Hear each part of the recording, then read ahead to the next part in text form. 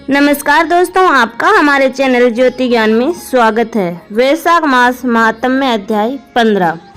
श्रुतदेव जी ने कहा, जगत के स्वामी विश्वात्मदेव भगवान को उत्सुक नेत्रों से देर तक देखकर तथा उनके दर्शन के आनंद से आशा बढ़ जाकर उससे तुरंत उठकर सिर झुकाकर नमस्कार किया। उनके चरणों को धोकर उस जल को मस्तक पर धरा जो चरणारविंद संपूर्ण संसार को पवित्र करता है। तब बड़ी बड़ी विभूतियों से बहुमूल्य वस्त्र, अलंकार, अलोलेपन इत्यादि से उनकी पूजा किया। निर्गुण आदित्य नारायण पुरुष विष्णु भगवान को उस राजा ने माला, धूप, दीप, अमृत, अक्षरा इत्यादि से तथा अपना शरीर, धन तथा आत्मसमर्पण से उनको संतुष्ट किया। उस भगवान को जो निरंजन है, विश्व के रचने वालों के स्वामी है, अपरिमित है, ब्रह्मा इत्यादि से पूजा किए जाते हैं, जिनकी माया से बड़े बड़े तत्वेता भी मोहित हो जाते हैं, जिनकी रची हुई माया के गुणों से मूर्ख लोग मोह जाते हैं। जिस भगवान की कृति विलक्षण है, जो अपनी आत्मा को एक तथा अनेक करते हैं तथा सृष्टि को उत्पत्ति और नाश करते हैं, सब देवता और दैत्यों के कल्याण और दुख की प्राप्ति के लिए जो भगवान पूर्ण मनोरथ होते हैं तथा समय पर अपने प्राणियों की रक्षा के लिए जो बल धारण करते हैं, दुष्टों का नाश करने के लिए जो तमोगुण तथा राक्षसों का बंधन करने के लिए रजोगुण धारण करते हैं। हे निर्गुण, हे विश्व मूर्ति, ये आपके चरण धन्य हैं जो प्रणाम करने वालों का पाप नाश करते हैं। तीर्थों के स्थान हैं जो योग के परिपक्व होने पर हृदय से धारण होते हैं, जिनके मनोरथ पूरे नहीं हुए हैं और उनको जीवन की आशा नहीं है। ऐसे शिथिल मक्ति वाले मनुष्य भी आपके चरणों का स्मरण करके परम गति प्राप्त करते हैं। संसार के काल रूपी सर्प के फंदे से बंधा हुआ तथा पुनर्जन्म, बुढ़ापा इत्यादि दुखों से आपके चरणों को याद न करता हुआ उत्कराट से व्याकुल अनेक योनियों में मैं ऐसा घूमता हूँ जैसे बिल्ली चूहों को खोज रहे घूमती है। मैंने न तो दान किया, न आपकी कथा सुनी और न साधु लोगों की सेवा की। इसी कारण से मैं शत्रुओं से जीता गया धन हार गया और मैंने जंगल में प्रवेश किया। मैंने तब अपने दोनों गुरुओं का स्मरण किया। स्मरण करने पे वे दोनों दीन बंधु मेरे पास आए और उन्होंने दुखी होकर मुझको समझाया। उन्होंने श्रुतियों ने ऋषियों में कहे हुए स्वर्ग, पुरुषार्थ, मोक्ष इत्यादि को करने वाले शुभ वैशाख मास के धर्मों को मुझसे कहा। उनके समझाने पर मैंने कल्याण करने वाले माधव मास के सब धर्मों को किया। उन्हीं के परम प्रसाद से मैं ऐसा हुआ। ये मेरी संपूर्ण संपत्तियां प्राप्त हुई। मैंने न तो अग्नि, न सूर्य, न चंद्र, न तारा, न पृथ्वी, न जल, न आकाश, न श्वास, न बासी और न मन की, न वाणी उपासना किया।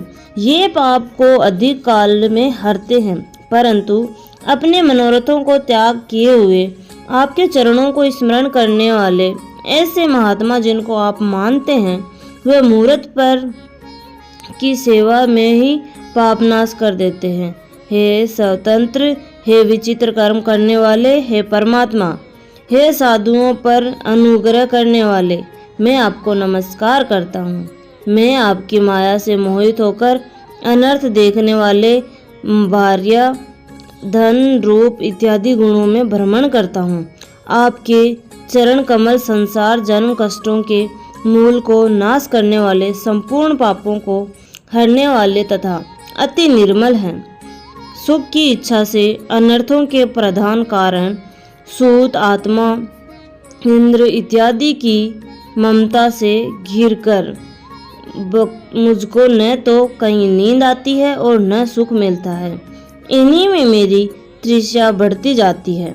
दुख से प्राप्त करने योग्य सब पुरुषों का हेतु राजा का जन्म यत्न करके आपसे प्राप्त होने पर मैं आपके चरण कमल का भजन नहीं करता, क्योंकि हे देव मैं मूढ़चित हूँ और विषयों में मेरी लालसा है।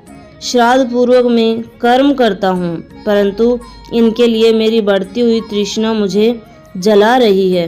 हे विभो, मैं आज यह हो जाऊं, कल यह हो जाऊं, इस प्रकार ही सैकड़ों चिंता से मेरा चित्त चंचल है। अनंत शक्ति विश्व मूर्ति आपकी कृपा जिस प्राणी पर होती है उसी का समागम ऐसे महात्मा पुरुषों से होता है जो सांसारिक समुद्र को गाय के खुर के समान छोटा कर देते हैं। हे देव, जब महात्माओं का संगम होता है तभी श्राप में वृद्धि उत्पन्न होती है। मुझको संपूर्ण राज्य का ऐश्वर्य शीघ्र मिल गया, यह मैं आपकी कृपा मानता हूँ।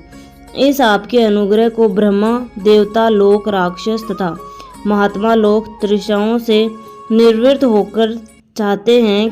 हे विभु, संसार से मुक्त करने वाले अच्युत चरण कमल को मैं आदर पूर्वक स्मरण करता हूँ। अभाग्य को भाग्य देने वाले आपके चरण कमल को छोड़कर मैं किसी अन्य पदार्थ की प्रार्थना नहीं करता। अतएव मैं राज्य, पुत्रादि, कोष, दास दासी और प्राण की भी इच्छा नहीं रखता। केवल मुनियों से चिंता किए जाने वाले आपके चरणारविंद की उपासना करता हूँ। हे देवताओं के स्वामी, हे जगत स्वामी, प्रसन्न होइए जिसमें आपके चरण कमल में भक्ति हो। हे प्रभु, स्त्री को पुरुष अपने धन इत्यादि गुणों से भेद प्रेम हट जावे। कृष्ण भगवान के चरण कमलों में मेरा मन निरंतर लगे, मेरी वाणी आपकी कथा के वर्णन करने में लगे, आपके दर्शन में मेरे नेत्र लगे, कान कथा सुनने में और जीवा आपके अर्पण हो। नासिका आपके चरण कमल की सुगंध में, त्वचा आपके भक्तों के गंध इत्यादि के लेप में तथा हे प्रभु, मेरे हाथ प्रतिदिन आपके मंदिर के झाड़ू बुहारू करने में लगे रहे, मेरे पैर हरि भगवान के क्षेत्र मार्ग चलने में, मुर्दा प्रतिदिन आपकी वंदना में, मेरी कामना और बुद्धि आपकी सत्कथा में तथा चंद वंदना में सदा लगे। घर पर आए हुए मुनियों से गाई हुई सत्कथा में मेरे दिन बीते। हे विष्णु भगवान, मेरे एक क्षण अथवा आधे क्षण भी आपके प्रसंग के बिना ना बीते। हे विष्णु, मैं पारमेष्ट अथवा सार्वभौम पद को तथा मोक्ष को नहीं चाहता। मैं सर्वदा आपके चरण कमल की सेवा चाहता हूँ, जिसको लक्ष्मी, ब्रह्मा इत्यादि देवता चाहते हैं। इस प्रकार राजा की स्तुति करने पर कमल नयन विष्णु भगवान प्रसन्न हुए और उस राजा से मेघ के समान गंभीर वाणी से कहने लगे। श्री भगवान बोले, मैं तुमको पाप रहित निष्काम श्रेष्ठ दास मानता हूँ और तुमको यह वर देता हूँ जो देवताओं को दुर्लभ है। तेरी 10,000 वर्ष की दिव्य आयुष हो, तेरे पास नाश न होने की संपत्ति हो, मुझ में तेरी गाढ़ भक्ति हो और अंत में तू सायुज्य शक्ति को प्राप्त हो। तुम्हारे किए हुए स्त्रोत से जो लोग संसार में मेरी स्तुति करेंगे, उन पर प्रसन्न होकर मैं अवश्य उनको मुक्ति और भुक्ति दूंगा। अक्षय नाम की यह तीर्थ संसार में प्रसिद्ध होगी, जिसमें भुक्ति तथा मुक्ति देने में वाला मैं तुम पर प्रसन्न हुआ। जो मूर्ख बहाने से अथवा स्वभाव से स्नान दान इत्यादि किया करते हैं, वे मेरे अक्षय पद को प्राप्त करते हैं। जो मनुष्य अक्षय तृतीया के दिन पितरों के उद्देश्य से श्राद्ध करते हैं, उनका यह कर्म अनंत होता है। इस तिथि के समान अथवा इससे बढ़कर संसार में दूसरी तिथि नहीं है।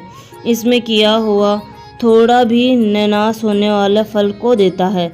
हे नरपेंद्र, जो कुटुंबी ब्राह्मण को गाय दान देता है, उस पर सब प्रकार की संपत्तियों की वर्षा होती है और भुक्ति और मुक्ति उसके हाथ में आ जाती है। जो वैशाख माह समस्त पाप नाशक बेल का दान करता है, वह काल मृत्यु से छूटकर दीर्घायु वाला हो जाता है। जो वैशाख महीने में प्रिय कर्मों को करता है, उसके मृत्यु, जरा तथा जन्म के भय तथा पाप को मैं हर लेता हूँ। जैसा वैशाख मास के धर्म में प्रसन्न होता हूँ, वैसा संपूर्ण मासों के धर्मों से नहीं होता, क्योंकि वैशाख महीना मुझको प्रिय है। सब धर्मों को त्याग कर तथा ब्रह्मचार्य छोड़कर भी जो वैशाख मास में धर्म में निरता रखता है, वह मेरे अविनाश पद को प्राप्त होता है, जो परम धाम तपों से, सांख्य योग तथा यज्ञों से दुर्लभ है। वह धाम मनुष्य वैशाख मास के धर्मों से प्राप्त करते हैं। सैकड़ों पापों को यह मास हर लेता है। जिस प्रकार से प्रायश्चित किए बिना ही मेरे पैरों के स्मरण से होता है, गुरु के उपदेश से तुम जंगल में वैशाख मास के धर्मों में प्रवृत्त हुए हे राजन, जगन्नाथ की आराधना करते, इसी से तुमने संपूर्ण ऐश्वर्य प्राप्त किया। इस धर्म से प्रसन्न होकर मैं तुमको प्रत्यक्ष हुआ हूँ। देवताओं को भी दुर्लभ इन भोगों को तू इच्छापूर्ण भोग कर। यह घर उसको देखकर देवों के देव जनार्दन भगवान सब लोगों को देखते देखते अंतर्ध्यान हो गए।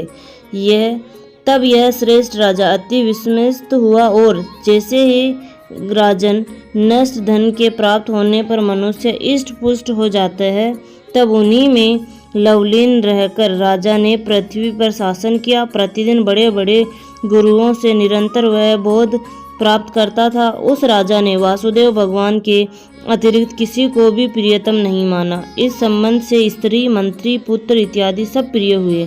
इसने बारंबार वैशाख मास के कहे हुए सब धर्मों को किया। उस बुराई के प्रभाव से पुत्र, पौत्र इत्यादि सहित देवताओं को भी दुर्लभ सब मनोरथों को भोगकर अंत में चक्रपाणि विष्णु भगवान के सायुज्य मोक्ष को प्राप्त हुआ। जो इस उत्तम कथा को सुनते हैं और सुनाते हैं, वे सब पापों से निर्मुक्त होकर विष्णु भगवान के परम पद को प्राप्त होते हैं। धन्यवाद दोस्तों, यहाँ तक बने रहने के लिए। आशा करती हूँ आपको ये मेरी दी हुई जानकारी पसंद आती होगी। प्लीज़ दोस्तों हमारे चैनल को लाइक एंड शेयर, सब्सक्राइब करें। धन्यवाद।